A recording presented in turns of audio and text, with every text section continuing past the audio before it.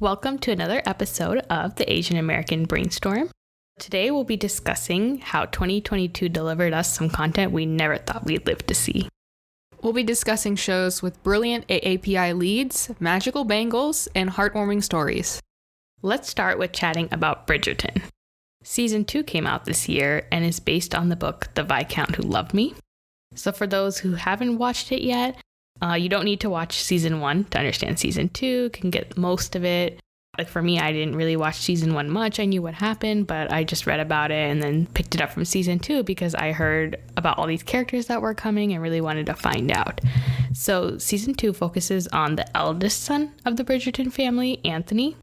Some of the main characters in season 2 are the Sharmas, a family that travels from India to find a husband for their younger daughter, Edwina. This particular show has a lot of different AAPI content in it because the Sharmas, the new people in town, are Indian.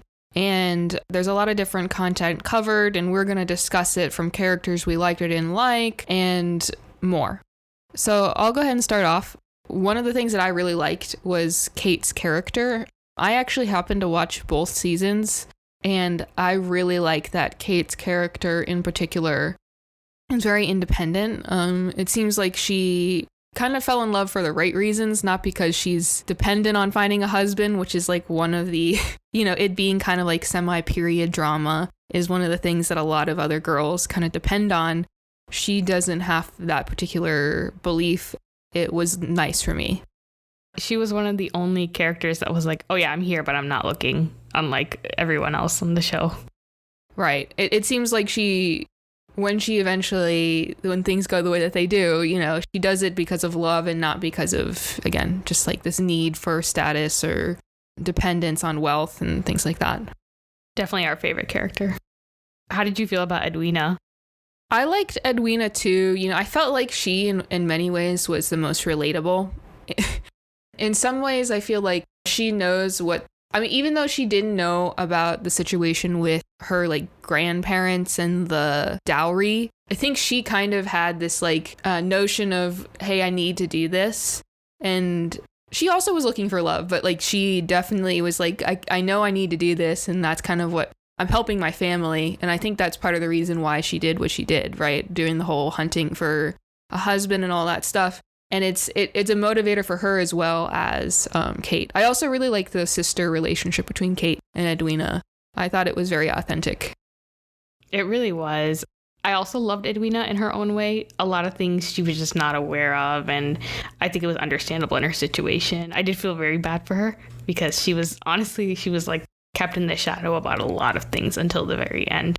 I actually thought it was really funny when later she was like, she sees Anthony and Kate together and she's like, was it that obvious? And everyone's like, yeah, it was. Yeah, I thought that was funny too. But I think that's also because she was kind of, and maybe it was just, you can ask whether it was kind of puppy love or whether it was really she really felt deeply for Anthony in a real way. Strictly speaking, I mean, that's what love does sometimes. I think it blinds you to the reality in some cases, That's true. I kind of want to go into Kate and Anthony about how they're very much, they definitely have elder sibling trauma.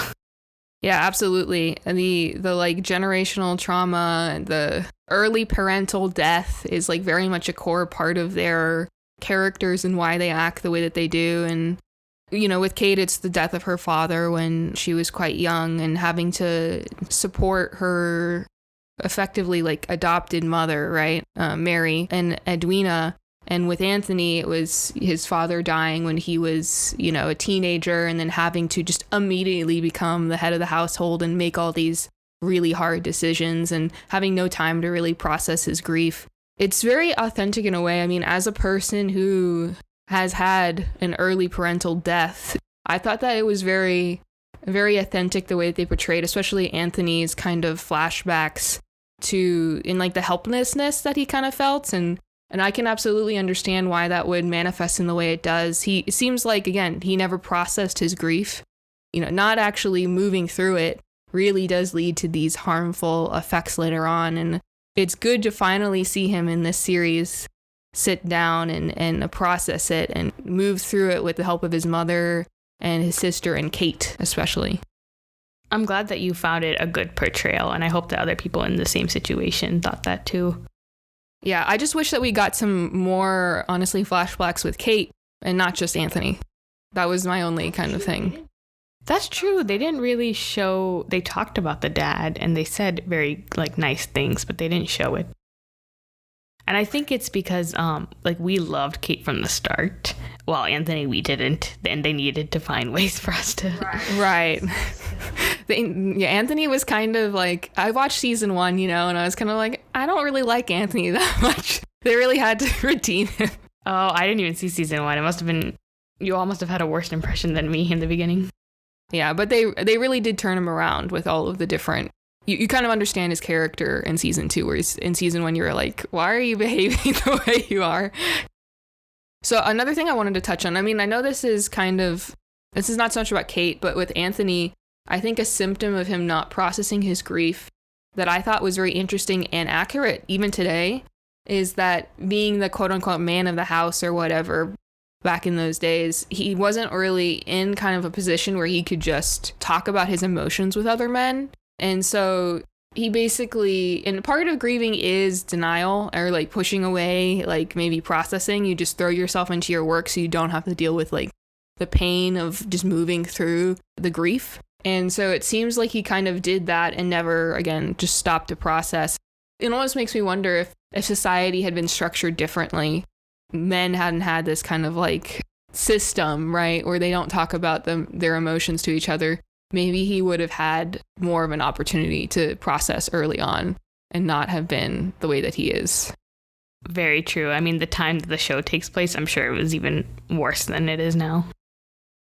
I want to go a little bit into how the South Asian community felt about seeing all these characters and scenes in Bridgerton season 2. So from what I've seen on TikTok and hearing from friends, everyone was super excited to see these Indian characters. It was great to see these bold, confident women be in these roles, even though this is a fictional piece. Like, they didn't whitewash these characters. They showed their culture. Like, I absolutely love the Haldi scene where Edwina was supposed to be getting married. I don't know who thought of this, but they were a genius. A popular song for us, Kabhi Khushi Kabhi Gum. They did a classical cover of that song, and it was super exciting for us because that's a movie that like a lot of us grew up with in the early 2000s. So it was really great to see. I never thought I would live to see that. That's awesome. Yeah. I feel like I saw a bunch of comments on some YouTube videos I was watching as part of this, like the research for this video, of people being like, you know, Kate is my Disney princess or Edwina is my Disney princess. And I just thought that was really heartwarming, you know, like this is the representation that they've been looking for. Aw. Yeah, it's awesome. I'm really hoping future seasons of Bridgerton have more people from different places. Like, I feel like there's a lot of POCs, and who knows who they'll cast next, and that'll be really exciting. Yeah, absolutely. I'm really looking forward to where they'll take this. And I think, actually, I might be wrong about this, but I'm pretty sure Kate was not in the book Indian. I think that was something that the director, Shonda Rhimes, she's the one who made that decision. I think she, from the very beginning, wanted it to be a super diverse cast. That was a big thing about the first season too, but she was the one who inserted that. I was curious. In all the books, is everyone white? I think I heard that.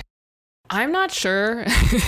I wish that I knew, and we could fact check this later if we were really curious. I don't know for sure because I never read the books myself. They were really creative with this season. I thought Bridgerton was a show I would not like, but it's one of those shows that I think you have to watch. Like, you have to binge it. You can't spread it out. Right. Also, season 2 is not equivalent to season 1 is the other thing. Like, season 1, I think season 2 is way less trashy in a way. I know this sounds bad. Yeah, it's more appropriate. Season 1 is very, like, some of those, like, fiction stories that, like, you picture a lot of women reading that are very, like, steamy. That's season 1. And then season 2 is more like, it's a little closer to, like, an actual period drama, like Pride and Prejudice, the 2005 Pride and Prejudice. It's like something that I think of that's kind of like similar, except it's a little bit more modernized. Like they made the language much more modern, and, you know, all of this awesome representation is in this versus Pride and Prejudice. So it's really cool to see all of that kind of get integrated. And I think that's why I enjoyed this season so much more than season 1. Yeah, I heard that the books are the first book, which is the season 1 is based on, is very different than the second book. There's a couple other scenes that I really enjoyed. So there was one scene that I personally found to be very profound, where Kate has her own issue in that being the person who kind of had to step up at a very young age to help take care of the family along with her adopted mother, she'll do anything to kind of make sure that they're happy and healthy, even at the expense of her own needs, right? Like literally she's in love with Anthony, but she's like, if that's what makes Edwina happy, I guess that's what is going to happen, is that she's just going to marry him instead of me, right? We thought that was where they were going to wrap up the story, and they didn't. Right. I really, really enjoyed, there's a scene where she kind of is talking with Mary, her adopted mother, and comes to this conclusion of why she is the way she is. And she's kind of explaining that to Mary. And Mary is like, hey, listen, you don't have to prove yourself to make us happy to feel sufficient. You are loved unconditionally. And that to me was extremely profound. I really enjoyed that scene because it's like one of those things that shows that family does not have to be blood. Family is beyond that. Another thing I enjoyed was the semi-magical bangles.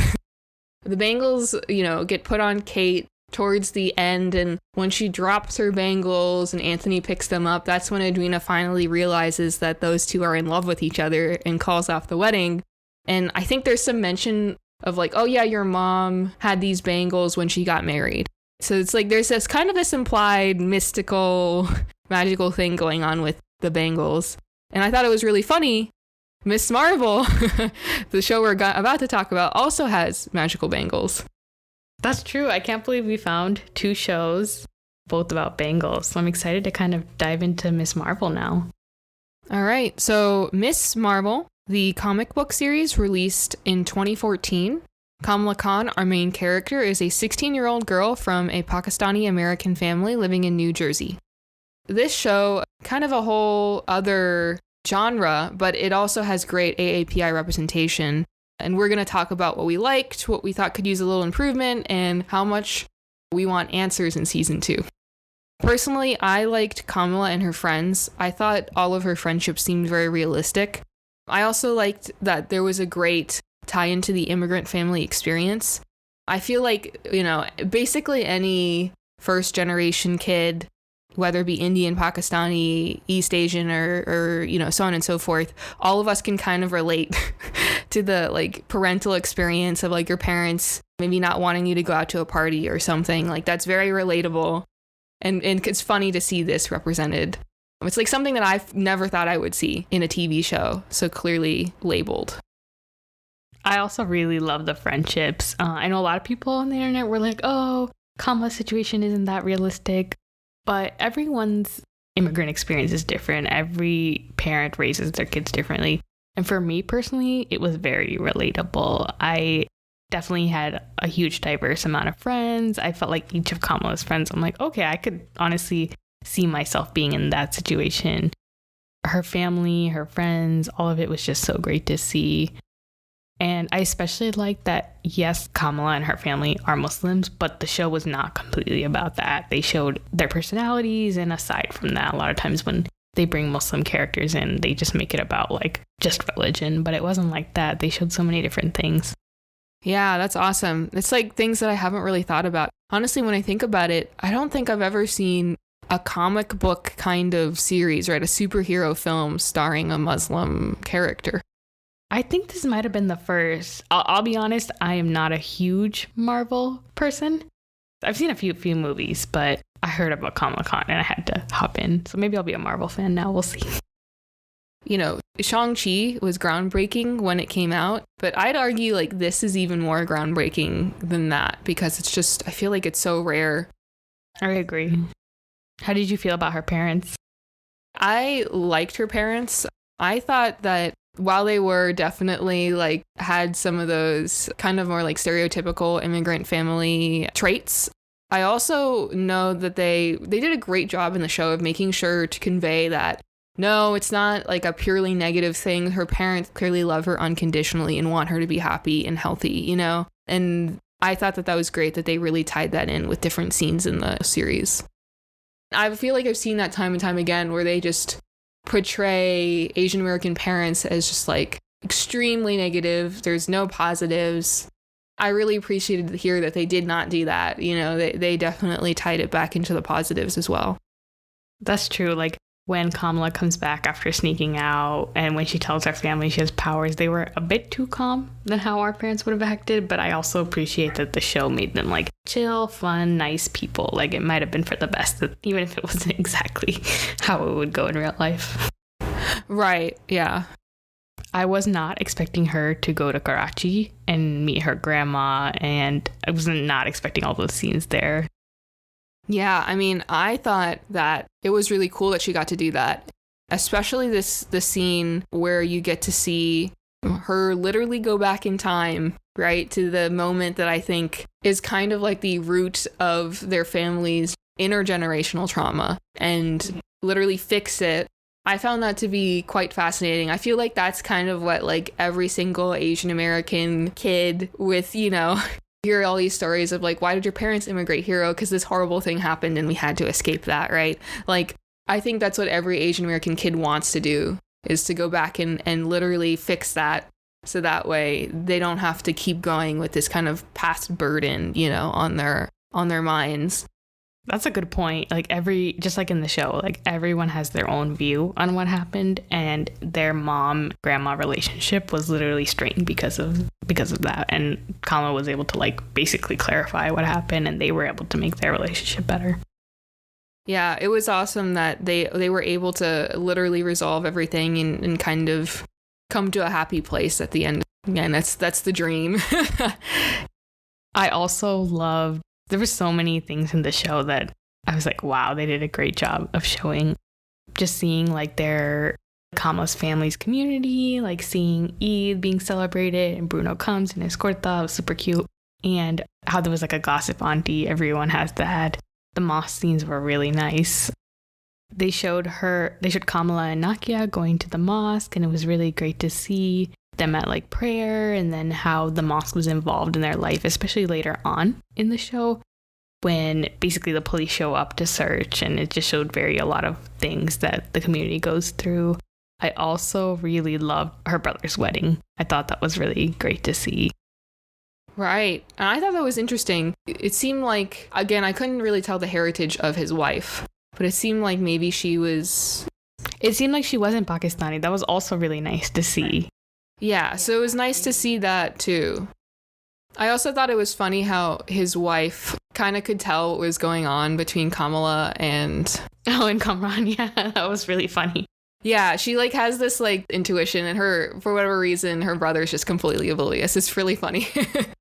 That was so funny. He's like, I'm so-and-so uncle's son. And I was like, I would literally do the same thing if I was in that situation. I can't believe they had 2 celebrity appearances. What was the budget for this show? See, this is a thing where I think it's great. Like, I don't watch a ton of Bollywood movies, so I don't really have that. I didn't really notice, I guess, these celebrity appearances, but it's awesome, again, for the people of that background to really be able to have these exciting crossovers, you know? Yeah, I felt like Ms. Marvel did a good job of catering to people who like can relate to their background and people who cannot. Like, it was very well rounded. One other thing I really enjoyed about the show was I really like seeing how the parents, their youth, and how they used to like potentially be even semi-rebellious. That was a really interesting thing that I feel like you don't normally hear about, and it was really great to see that being portrayed. Because, you know, those parents were once teenagers at one point and young adults, and the fact that they went away from home to go follow Bon Jovi or whatever, I thought that was funny, but that was also like, that's probably a lot of people's experiences. They had to kind of be a little rebellious at some point, and it was nice to see that. It really was. That's true. Like, I probably in the future would not tell my kids what I did, but it was nice to us to be able to see, because most people don't know what their parents did when they were younger. a lot of things in the show, they showed that we as children like want to know. Parents, it's also their first time going through these situations, so they're not perfect. They have made maybe some of the same mistakes we have, maybe different ones. Absolutely.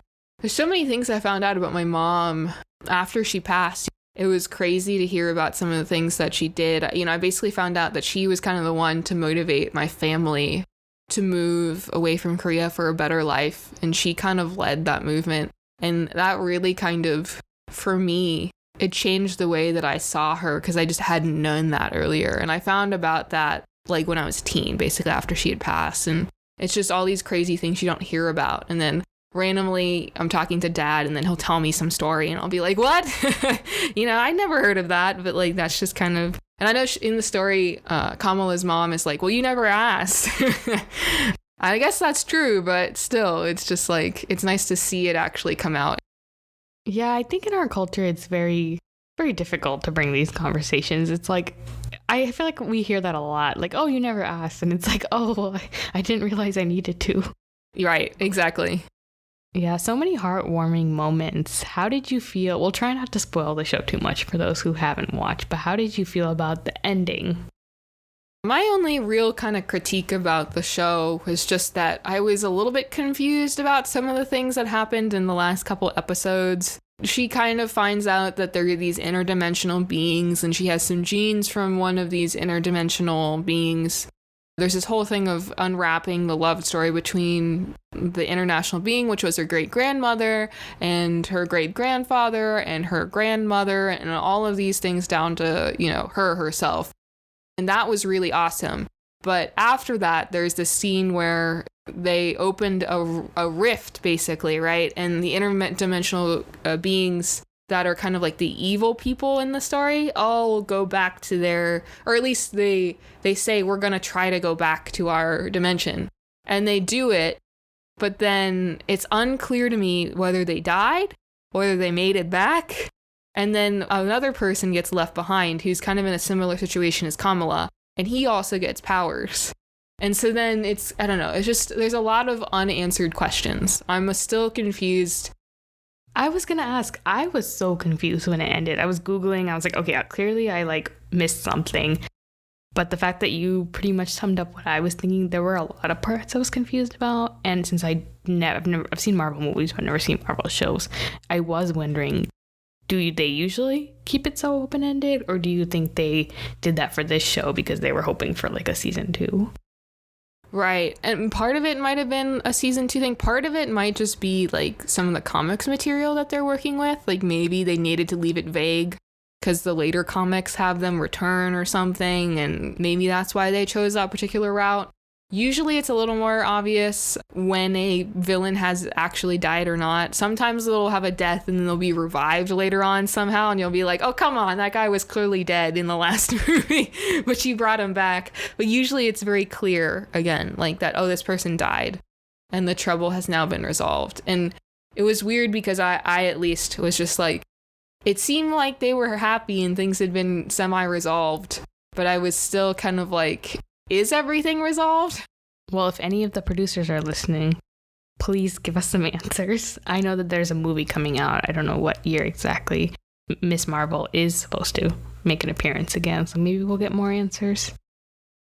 And it's possible, maybe the comic book people, the people who've read this comic book series, maybe they already know. They're like, oh, yeah, that's what that means. But we're just here Marvel fans, but not necessarily regular comic book readers.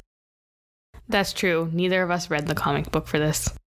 Regardless, I thought it was, other than the confusion at the end, I thought it was a good show. I really enjoyed seeing Kamala and again, her friendships and just this pretty authentic experience of a Muslim American family with these very fantastical things inserted in, right? The superpowers and all that stuff. Same here. It was really amazing. And I can't wait for Disney or anyone, Marvel, make more of these. I hope that other people felt the same way we did when we watched them. So that's it for our chat on these spectacular shows. Thanks for tuning in. If you enjoyed this episode, subscribe to our podcast and leave a rating. If you'd like to read personal stories from the AAPI community or submit your own story, visit our website, www.whereimreallyfrom.com.